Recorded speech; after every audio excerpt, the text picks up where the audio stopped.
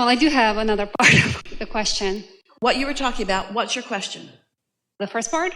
What's your question? What is it that you're trying to receive answers for? What's your question? Well, with the trust, but I also... Just get right to it. You had something that you were talking about. What is it? We're making decisions. Like what? A decision about what? About everything in my life. I just want to give us something. Clarity. Give us something. See, this is what we're getting at. I want answers about everything in my life. And so infinite intelligence is poised, ready to give you an answer, but define it a little bit. See how important the question is? What's the question? If you like the idea of meditating and getting the answers, there's an answer about to come to you right now. What's the question? Okay. So the question is about my job and my passion. What's the question? How do I express my passion? That's a really vague question. Can you narrow it down a little? Am I passionate? Yes. Could I show it more? Yes. How could I show my passion more? By focusing more upon what it is, by getting in the receptive mode more, by being happier more of the time, by trusting that it will radiate from you when you're tuned in, tapped in, turned on. What's the next question? I guess I don't have a specific question because I do have a lot of questions for myself, but Let's hear them. How do I find the job that I love? What do you like to do? Channel energy. Healing. I believe I have a gift of channeling. Which is interfering with my not trusting myself. So I would like to share my gift. Are you hearing what we're getting at? You can ask lots of questions all at once, but you can't hear the answer to lots of questions all at once. So by you defining what is it I most want to know, universe, this is what I most want to know, and then just speak it and then just let it go. And then meditate and receive the next step and the next step, because here we are. What we were defining to you just now, we really know all of the answers to all of these questions, just like we knew about this man that Esther would help. Here's the best way of saying it to you. Before the navigational systems were in the vehicles, Jerry was Esther's navigator, and he had a map.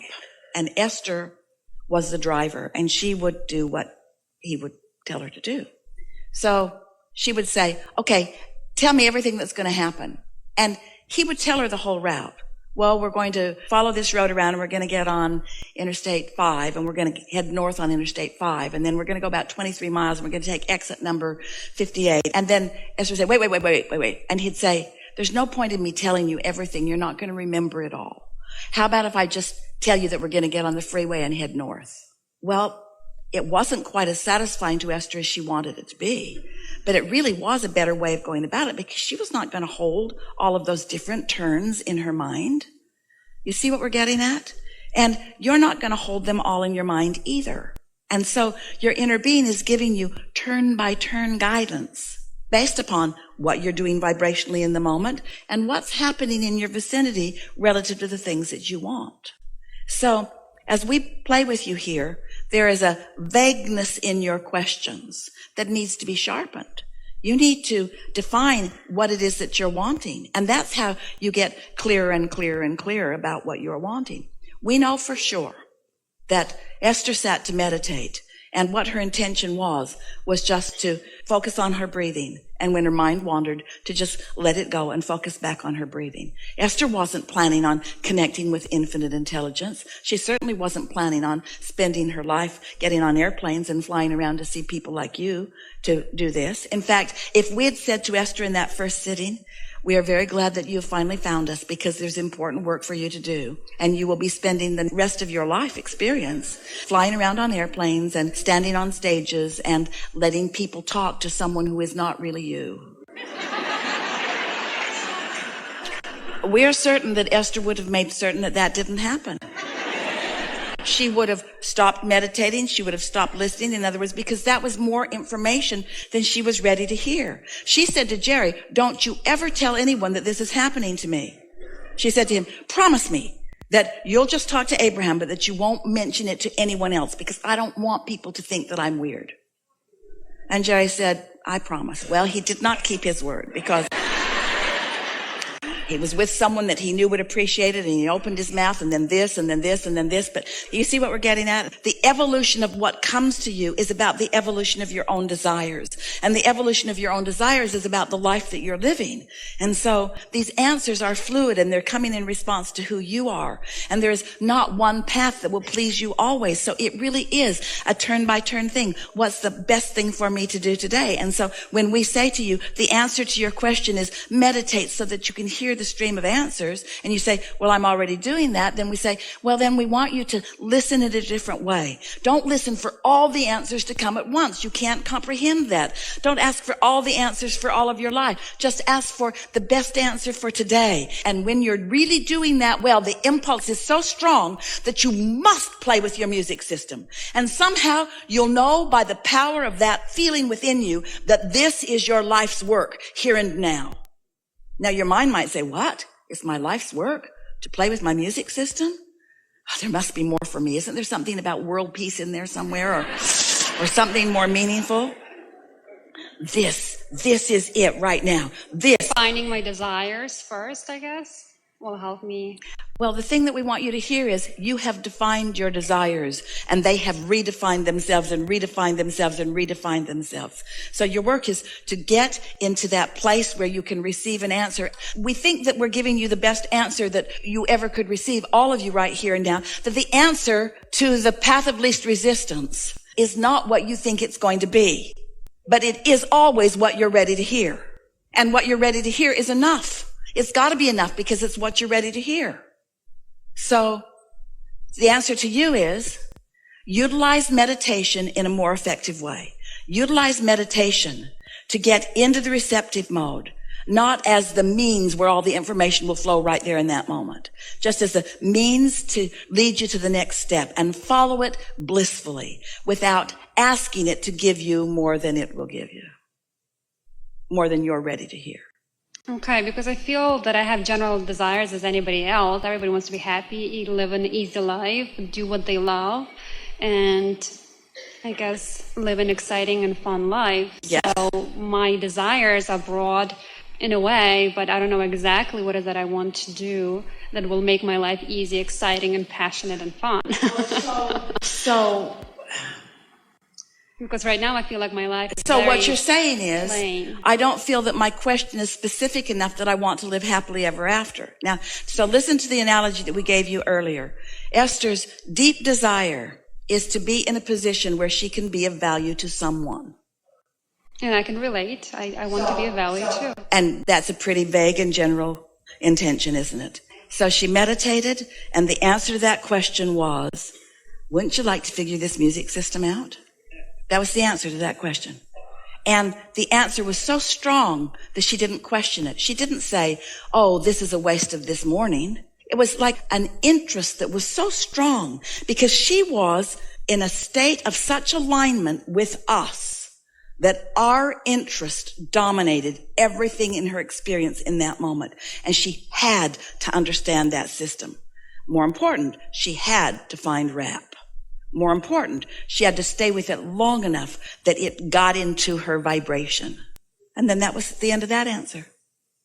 And then she had to move her furniture around because that's the job that that kid had. Most of the furniture, they moved it over there and over there and over there and over there. She has 2 houses down there, up there, over there. And before the day was over, they moved most of it back where it was. Because the furniture did not need to be in a different place. It just needed to be moved around by a mover arounder. You see. So you hear things like, the Lord works in mysterious ways. It's not all that mysterious. It's all really practical stuff that Source is leading you to, you see. But you're more sure about what you don't know than you are willing to let what you do know lead you. You keep saying, I don't know. What you're saying is just what Esther said. My pen is lost. My pen's lost. I can't find my pen. I don't know what I'm supposed to do. You see the parallel with it? Where if instead you say, I know that I'm an uplifter, and I know that I'm of value, and I know that I'm good with this energy stuff, and I know I want to be happy, and I know I want to lead other people to feeling better and better and better, and I can feel that this is who I am and what I was born to do, and I know that there's a path for me, and I know that I'll find it, and I know that it'll be a changing path, and I know that I'm intuitive enough that I'll know when I'm on the right track, and I know when it feels good that I want to follow that track, and I don't need to know the specifics of everything that's going to happen any more than Esther needs to know all the turns that she's going to make along the way. That's too much information, and most of it boring. All I need to know is what's next, what's next, what's next, what's next, what's next. And so our answer is so simple. We so want you to hear it. Just chill out, get into that receptive mode, and trust that you've done the work. You're the one that put it all in the vortex to the life that you've lived. And Source knows what's there and knows how to get you there and is leading you constantly and adores you so much and is wanting to fulfill your answers to all your questions. It's all right there for you. You just got to chill out and not use your ego quite so much. Not think that it's so much about ego. Instead, know it's about this personality deciphering the larger part of who I really am. This is you coming together with you. And it's a little bit tricky because we're saying to you, here you are. We address you as you, but there's more of you than you. And we want to bring you together. And you say, well, I want to get together, but I don't want my inner being bossing me around. That was what Esther worried about. I don't want Abraham telling me what to do. I don't want Abraham telling me what to do, until she finally figured out that we only guide her toward the answers that she's asked questions about. Source is not telling you what to do. Source is just telling you what you want to know. Because Source knows what you want to know, you see, better than you do. But then I feel like if I follow the passion and do things that I like, it will not bring me the financial security and stability. Well, there you go. There you go. Your pen's still lost. You're like so many. You're really arguing for those limitations. What you basically just said is, okay, Abraham, I accept that I put stuff in the vortex. I accept that my inner being's in there. But somehow my inner being isn't taking into consideration my request for abundance. My inner being's only going to show me how to play my music system. Everything is taken into consideration. Everything you've ever asked for is part of the mix. So why would you, through that statement and that belief, block yourself from that's in your vortex? Mm-hmm. You see what we're getting at? And the answer to that question is because the answer isn't full enough. And we say, if the answer is not full enough, it's because you're not receiving it full enough. And the reason you're not receiving it full enough is because you've already made your mind up about that. You already have a belief that it won't turn out the way you want it to. Does that make sense? Yes, it does. Really good conversation. Thank you so much. Yeah. I appreciate your time.